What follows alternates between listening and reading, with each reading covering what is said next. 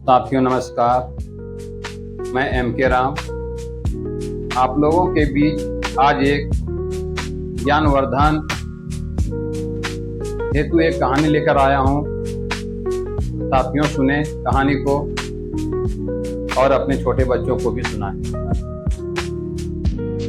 एक नदी थी और उस नदी में एक सकरी पुल थी। पुल इतनी सकरी थी कि एक साथ कोई भी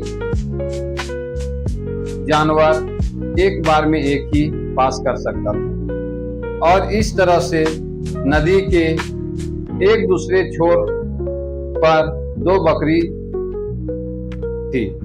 दोनों बकरियां पुल को पार कर नदी के दूसरे दिशा में जाना चाहती। इस तरह से दोनों बकरियां पुल पर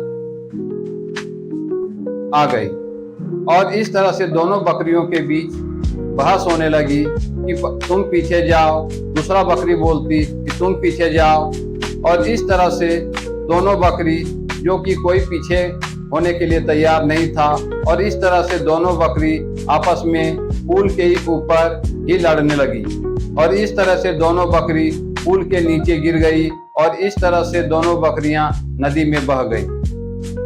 साथियों, फिर पुनः दूसरे दिन दो बकरियां इसी तरह से नदी के किनारे पर खड़ी थी और इस तरह से दोनों बकरियां पुनः उस पुल को पार करने के लिए एक दूसरे के सामने आ गई और इस तरह से एक बकरी पुल पर बैठ गई और दूसरी बकरी उस बकरी के ऊपर से पास कर गई और इस तरह से दोनों बकरियां अपने गंतव्य स्थान पर पहुंच गई।